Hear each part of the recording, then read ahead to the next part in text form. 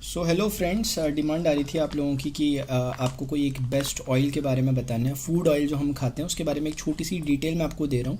ये बहुत informative video होने वाला है, तो अपने जो भी रिलेटिव्स जिनका आप चाहते हैं कि हेल्थ सुधरे उनके लिए इस वीडियो को ज़रूर आप शेयर करने की कोशिश करना। लेकिन पहले ज़रूरी है कि आप खुद समझ लें। देखिए, फूड ऑयल एक बहुत बड़ा एक चैलेंज रहता है कि कौन सा फूड ऑयल हम लें। अगर आप थोड़े से भी हेल्थ कॉन्शियस हैं तो ये एक बड़ी प्रॉब्लम रहती है। जब हम डॉक्टर्स के पास जाते हैं तो डॉक्टर्स हमें सजेस्ट करते हैं कि आप ऑयल को ना बदल बदल के खाएं। ये कभी आपने सुना होगा, अगर आपने कभी आप मिले होंगे किसी जो हार्ट स्पेशलिस्ट होंगे उनके साथ या किसी डॉक्टर से, तो वो ऐसा बताते हैं कि आप अपने ऑयल को, जो फूड ऑयल होता है, उसे बदल बदल के आप खाया करें। उसके पीछे कारण क्या है पहले मैं उसे बताता हूँ, फिर किस तरह के ऑयल से भी मार्केट में चल रहे हैं, कैसे आप पहचान करें ऑयल की। मैं ये नहीं बोलूँगा कि कोई ऑयल अच्छा है या बुरा है, आपको पहचान करना बताऊँगा ताकि आप अपने हिसाब से फिर अपना सजेस्ट कर लें कि कौन सा आपके लिए सही रहने वाला है। देखिए, जो भी फूड ऑयल्स होते हैं उन सभी में फैटी एसिड पाया जाता है। हर ऑयल में जो भी खाने वाला होता है, चाहे वो सोयाबीन का तेल हो या जैसे आप सोयाबीन ऑयल कहते हैं, या फिर वो सरसों का हो, मस्टर्ड ऑयल कहते हैं, सनफ्लावर हो जो कि सूरजमुखी का ऑयल होता है, या फिर अलग अलग तरीके के जो भी ऑयल्स होते हैं सनफ्लावर, वो सभी में फैटी एसिड पाया जाता है। अब इंपॉर्टेंट क्या है कि ये फैटी एसिड जो होते हैं, मैं मोटा मोटा आपको बता रहा हूँ, जितना इतना ज़्यादा टेक्निकली भी नहीं जाऊँगा, लेकिन उतना भी हम सीखेंगे जितना ज़रूरी है। क्या होता है कि तीन तरह के जो ये फैटी एसिड इसमें होते हैं। एक का नाम होता है सफ़ा, कहते हैं उसे शॉर्ट में, यानी कि SFA, सैचुरेटेड फैटी एसिड। एक होता है पॉली अनसैचुरेटेड फैटी एसिड और एक होता है मोनो अनसैचुरेटेड फैटी एसिड्स। कोई भी अगर आप ऑयल लेंगे ना, उसमें इंग्रेडिएंट्स होते हैं, उस इंग्रेडिएंट्स में ये आपको दिखाई देगा, जैसे सैचुरेटेड फैटी एसिड यानी सफ़ा, पॉली अनसैचुरेटेड फैटी एसिड, और एक होता है मोनो अनसैचुरेटेड फैटी एसिड। अगर आपको स्क्रीन में दिख रहा होगा तो किसी भी ऑयल में अगर आप उठाएंगे, तीनों दिए रहते हैं और उनकी क्वांटिटी कितनी है उस ऑयल में ये भी दी रहती है। वर्ल्ड हेल्थ ऑर्गेनाइजेशन जो एक है, मतलब जो हेल्थ के मामलों को देखता है पूरे ग्लोबल लेवल पे, उसने कुछ पैरामीटर सेट किए हैं कि अब एक आम इंसान कैसे पता करे कि कौन सा तेल है। वो उतनी टेक्निकलिटी में नहीं जाना चाहता, तो उसके लिए उन्होंने डिसाइड किया कि आपके पास सफ़ा, पूफा, मूफा का रेशियो अगर इतना इतना इतना है, जो कि उन्होंने दिया है, आपको स्क्रीन में शो भी हो रहा होगा। अगर वो 24, 34 और 42 यानी इस रेशियो में अगर वो पाया जा रहा है तो वो ऑयल बेस्ट है। अब वो किस चीज़ का ऑयल है ये मैटर नहीं करता, लेकिन अगर उसमें सफ़ा, पूफा, मूफा इस रेशियो में पाए जा रहे हैं तो वो अच्छा ऑयल है। अब आपके मन में एक सवाल आएगा कि ये करते क्या है। तो सफ़ा, पूफा, मूफा का जो मेन वर्किंग है वो बैड कोलेस्ट्रॉल को कम करना और गुड कोलेस्ट्रॉल को बढ़ाना, इसका मेन काम है। क्योंकि तेल से देखिए मेन प्रॉब्लम क्या आती है ना, कि असल में अगर मैं आपको थोड़ा सा बताऊं तो जैसे कोलेस्ट्रॉल की प्रॉब्लम कभी आपने अगर सुना होगा किसी को होती है, तो कोलेस्ट्रॉल में होता क्या है, उसमें कहीं ना कहीं जो आर्टरीज होती हैं, जो धमनियाँ होती हैं शरीर की, उनमें ना फैट जमा होने लग जाता है।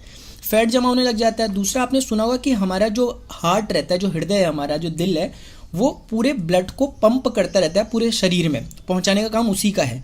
अब जब वो आर्टरीज में फैट जमा होने लग जाता है तो वो ब्लड को वहाँ से फ्लो करने में प्रॉब्लम होती है, और यानी कि हार्ट को पंप करने में प्रॉब्लम होती है। और हार्ट जब पंप करने में प्रॉब्लम करता है तो उसी से फिर हार्ट स्ट्रोक्स जो आते हैं वो उसी का एक कारण रहता है। तो कोलेस्ट्रॉल जब किसी का बढ़ता है तो फिर बीपी की प्रॉब्लम भी होने लग जाती है, फिर धीरे धीरे हार्ट्स की प्रॉब्लम भी कहीं ना कहीं इसी से आती है। इसीलिए जो जिनको कोलेस्ट्रॉल की प्रॉब्लम है और जिनका कोलेस्ट्रॉल, जो बैड कोलेस्ट्रॉल है, वो बहुत ज़्यादा बढ़ जाता है, तो अल्टीमेटली जो डॉक्टर्स होते हैं उनकी द्वारा सजेस्ट किया जाता है कि अब आपको एक एलोपैथी की एक दवाई लेनी पड़ेगी। वो होती है स्टैटिन। स्टैटिन नाम की दवाई ली जाती है जब कभी भी ब्लड बहुत ज़्यादा गाढ़ा हो जाता है, तो उसे थिन करना पड़ता है, पतला करना पड़ता है खून को, क्योंकि अगर वो गाढ़ा हो जाएगा तो फिर वो मूवमेंट उसका काफ़ी ज़्यादा रुक जाता है, तो हार्ट स्ट्रोक्स की उससे संभावनाएं रहती हैं। तो कहने का मतलब है कि स्टैटिन जो ली जाती है उसके भी अपने साइड इफेक्ट हैं बहुत सारे। तो एलोपैथी में बहुत जल्दी डॉक्टर से सजेस्ट नहीं करते किसी को कि आप स्टैटिन लें, लेकिन जब स्टैटिन ली जाती है तो फिर उसके अपने फिर साइड इफेक्ट बहुत सारे होते हैं। ये जो चीज़ें मैंने आपको बताई कि सफ़ा, पूफा, मूफा, यही वो चीज़ें हैं जो कि बैड कोलेस्ट्रॉल और गुड कोलेस्ट्रॉल को बैलेंस करने का काम करती है। हम ये नहीं कहेंगे कि कोलेस्ट्रॉल को कम करती है, ये बुरे कोलेस्ट्रॉल को कम करती है और अच्छे कोलेस्ट्रॉल को बढ़ाती है। इस ऑयल की खास बात क्या है कि ये ऑयल है राइस ब्रान ऑयल। अभी कुछ टाइम पहले तक तो 2-3 साल पहले तक ज़्यादा अवेयरनेस नहीं थी, लेकिन कोविड आने के बाद लोगों में काफ़ी अवेयरनेस हुई। अब लोगों ने इसका नाम भी समझ में आ गया लोगों को कि हाँ ऐसा ऑयल है बाज़ार में। पहले लोगों को लगता था कि ये कौन सा ऑयल है, कुछ लोग इसे ब्रांड कहते हैं, एक्चुअली ये राइस ब्रान है। ब्रान चावल की जो धान होता है ना, जो ब्राउन राइस होता है, उसकी धान की भूसी को ब्रान कहते हैं, और राइस यानी चावल, तो उसका बना हुआ ये ऑयल है। शुरुआत के माध्यम से आप देखेंगे अलग अलग कंपनियां राइस ब्रान ऑयल निकाल रही है।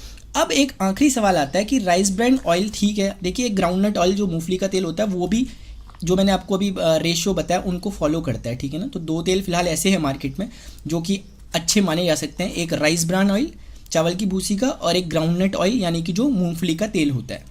तो एक बात तो समझ में आ गई कि हमें सबसे पहले क्या देखना है, रेशियो चेक करना है, बस एक काम। अब क्या होता है कि मार्केट में अलग अलग कंपनियां राइस ब्रान दे रही हैं। अब हम ये कैसे पता करें कि कौन सा राइस ब्रान अच्छा है, कौन सा अच्छा नहीं है? तो राइस ब्रान की एक बहुत ही ब्यूटीफुल सी एक प्रॉपर्टी होती है कि राइस ब्रान ही एक ऐसा एकमात्र तेल है, एकमात्र ऐसी चीज़ है जिसमें ओराइजनॉल पाया जाता है। राइस ब्रान में ही पाया जाता है। राइस ब्रान ही, चावल की भूसी में एक ओराइजनॉल मिलता है। ओराइजनॉल के अपने बहुत फ़ायदे हैं, वो मैं कभी और डिस्कस करूंगा, लेकिन मोटा मोटा इसे ऐसे समझें कि ये ओराइजनॉल एक तरह का एंटीऑक्सीडेंट होता है, और कहीं ना कहीं ये एक तरह की, आप इसे नेचुरल हर्ब समझ सकते हो, यानी अपने लिए एक औषधि समझ सकते हो, नेचुरल, जो डाली नहीं जाती है, नेचुरली मिलती है। अभी मैं ज़्यादा ओराइजनॉल के बारे में डिस्कस नहीं करूंगा। तो सबसे बेस्ट पहचान क्या होती है कि कोई भी राइस ब्रान ऑयल अगर आप लें तो उसमें देखें कि ओराइजनॉल कंटेंट कितना है। तो जब आप ढूंढेंगे तो कहीं आपको मिलेगा, तो उसका पूरा नाम वैसे गामा ओराइजनॉल होता है, शॉर्ट में ओराइजनॉल बोलते हैं। तो ये देखिए, जैसे इसमें अगर आपको दिख रहा होगा तो ये है 1400 मिलीग्राम पर 100 ग्राम में बात की जा रही है यहाँ पर, तो 1400 मिलीग्राम। तो क्योंकि ये लगभग 910 ग्राम है तो आप समझ सकते हैं कि 14,000 मिलीग्राम के करीब ये है। तो इस तरीके से जिसमें ये कंटेंट जितना ज़्यादा होगा ओराइजनॉल का, वो तेल की कीमत ऑटोमेटिकली बढ़ जाएगी, और असलियत में कीमती तेल वही है।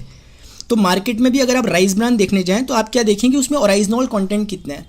अमूमन जो मार्केट में मिलता है उसमें लगभग 1000 मिलीग्राम होता है। तो आप ये मत सोचें कि 1000 मिलीग्राम है, ये 1400 है, तो सिर्फ 400 का फ़र्क है। 400 का फ़र्क नहीं है, ज़्यादा फ़र्क है, क्योंकि ये तो पर 100 ग्राम में है ना, पर 100 ग्राम में 400 का फ़र्क है। लेकिन आप तो 900 ग्राम ले रहे हो, तो आप समझ सकते हैं कि कितना फ़र्क हो जाने वाला है। तो इसलिए जैसे जैसे गामा ओराइजनॉल की क्वांटिटी बढ़ती रहती है, वैसे वैसे इसकी कीमतें मार्केट में बढ़ती रहती है। इसलिए आप देखेंगे आज मार्केट में 150-200 रुपये का भी राइस ब्रान मिलेगा, और आपको 1000 1500 लीटर रुपये के राइस ब्रान भी मिलते हैं। डिपेंड करता है कि उसमें ओराइजनॉल कंटेंट कितना है। अब जिसकी मैं बात कर रहा हूँ इस ऑयल की, इसमें सबसे मैक्सिमम जो अभी तक मुझे देखने में मिला मार्केट में, सबसे ज़्यादा ओराइजनॉल इसी में पाया गया, और इस कीमत पर जिसमें ये मुझे मिला है। तो एक बात ये है, और छोटी सी कुछ बातें मैं और बता दूं उसके बारे में। ओराइजनॉल तो इसमें है ही, साथ में इसमें टोकोफेरॉल और इसमें है ये है टोकोट्राइनॉल्स। बेसिकली विटामिन ई जो होता है उसी का ये कंटेंट होता है। अगर आप देखेंगे कि टोकोफेरॉल किस में मिलता है, अगर आप सर्च वगैरह भी करें गूगल में कि हमें टोकोफेरॉल चाहिए, यानी विटामिन ई अगर हमें चाहिए तो हमें क्या लेना चाहिए, तो आपको सीधे सजेस्ट करेगा कि आप राइस ब्रान ऑयल को लें। मतलब राइस ब्रान में मिलता है टोकोफेरॉल, और एक पाम ऑयल होता है उसमें ही मिलता है, लेकिन पाम ऑयल का भी फिर अपने नुकसान है। तो अगर हम देखें तो हमें कहीं ना कहीं ये जो इस नाम से ये तेल आ रखा है मार्केट में, health guard physically refined rice bran oil, और ये भी एक अच्छी बात है। कभी कभी लोगों के मन में क्वेश्चन उठता है कि ये रिफाइंड है और हमें रिफाइंड तो नहीं खाना चाहिए, डॉक्टर्स बोलते हैं नहीं खाना चाहिए। आपने बहुत सही अगर ऑब्जर्व किया तो सही ऑब्जर्व किया कि रिफाइंड ऑयल हमें नहीं खाना चाहिए, लेकिन क्यों नहीं खाना चाहिए वो थोड़ा सुन ले। रिफाइंड ऑयल का मतलब होता है कि कोई ऑयल है उसे साफ़ कर रहे हैं आप, रिफाइन कर रहे हो, ये इसका मतलब होता है। अब होता क्या है कि कंपनी के पास दो तरीके होते हैं किसी भी तेल को साफ़ करने के। एक तरीका होता है केमिकली रिफाइंड, और एक होता है फिजिकली रिफाइंड। मार्केट में जितने रिफाइंड ऑयल चल रहे हैं मोस्टली 80 से 90% केमिकली रिफाइंड होते हैं। पहचानोगे कैसे? उसमें फिजिकली नहीं लिखा होगा, उसमें सिर्फ लिखा होगा रिफाइंड, यानी कि केमिकल डालकर तेल को साफ़ किया जाता है। तो केमिकल कहीं ना कहीं तेल को बर्बाद करने का काम करता है, और फिर उसी केमिकल से लोगों को फिर बाद में एसिडिटी जैसी प्रॉब्लम्स होती है तेल से। तो अगर हम रिफाइंड ऑयल ले रहे हैं और अगर वो फिजिकली रिफाइंड है, फिजिकली रिफाइंड का मतलब क्या होता है, जैसे आपने मान लिया चाय बनाई, चाय बनाने के बाद आपने वो जो छन्नी होती है उससे चाय को छान दिया। जैसे आप फ़िल्टर यूज़ करते हैं, फ़िल्टर में क्या होता है कि जो भी अशुद्धियाँ होती हैं वो फ़िल्टर हो जाती हैं, अपने आप रुक जाती हैं और पानी शुद्ध नीचे आ जाता है। तो इसमें कोई केमिकल नहीं डाला, लेकिन सफाई फिर भी हुई है। तो उसी तरह के प्रोसीजर को यहाँ भी इस्तेमाल किया जाता है। बड़ी बड़ी मशीनें लगाई जाती हैं, उसके द्वारा अशुद्धियों को दूर किया जाता है जो तेल में रह जाती हैं, जो धान की भूसी वगैरह से बनी होंगी, और फिर तेल को अलग से रिफ़ाइन कर लिया जाता है। और ये जो मैंने ऑयल लिया इसका MRP आप देखें 280 रुपीज़ है, 280 रुपीज़ है। और ये मुझे मिला एक RCM, right concept of marketing, इस तरह से नाम से एक RCM की शॉप्स होती हैं, और वो हर जगह नहीं होती, वो मतलब 2-2, 3-3 किलोमीटर के दायरे में होती है, और वो कॉमन शॉप नहीं होती, उसके लिए प्रॉपर एक नंबर वगैरह होता है। जिन्होंने भी आपको ये वीडियो वगैरह शेयर किया होगा उनसे आप इस बारे में ज़्यादा डिटेल पूछ सकते हैं, क्योंकि मैं आपको अगर असलियत बताऊँ, क्योंकि मैं चाहता हूं कि आपको प्रॉपर इन्फॉर्मेशन दे दूं। यहाँ पर कुछ लोग हो सकता है नाराज़ भी हो जाए, लेकिन मैं आपको प्रॉपरली बता देता हूं कि MRP भले इसका 280 रुपये है, लेकिन ये मुझे जब मैंने अपनी ID से लिया जो वो था 180 रुपीज़ का। ये कुछ इस तरीके से, अभी थोड़ा सा ये रफ़ हो गया है, यहाँ पर मुझे दिखा कि 180 रुपीज़ का इस तरीके से यहाँ पर इसका ये आता है। कुछ टैक्स वगैरह भी इसमें थोड़ा सा लग जाते हैं, उसके बाद ये प्राइस मिला मुझे। और उसके बाद भी तकरीबन 7 रुपये से लेकर लगभग 20 रुपये तक, मतलब मिनिमम 7 रुपये या मैक्सिमम 20 रुपये खाते में, अकाउंट में आपके फिर बाद में रिफ़ंड हो जाते हैं महीने के अंत में। तो कुल मिलाकर 280 का भले ही इसका प्रिंट रेट था, लेकिन 180 का मुझे भी मिला। और मार्केट के हिसाब से इसके प्राइस फ्लक्चुएट करते रहते हैं, तो आप जब भी वीडियो देखेंगे उस हिसाब से इसके मार्केट में प्राइस कम या ज़्यादा हो सकते हैं। तो ये डिटेल थी, मुझे लगा कि ज़रूर बताना चाहिए, क्योंकि मुझे भी इसके बारे में जब जानकारी मिली, और अभी से नहीं, हम लगभग करीब 15 सालों से इस ऑयल को यूज़ कर रहे हैं और इसके बहुत अच्छे इफेक्ट हमें देखने को मिले, इसलिए कोशिश की मैंने कि और लोगों को ही बता दूं। वैसे तो बताते ही थे, लेकिन आज सोचा कि वीडियो के माध्यम से, ताकि एक ज़्यादा जनता को पता चल सके इसके बारे में और ख़ुद आप अपना डिसीजन ले सकें। तो ये है health guard physically refined rice bran oil. Thank you so much for watching.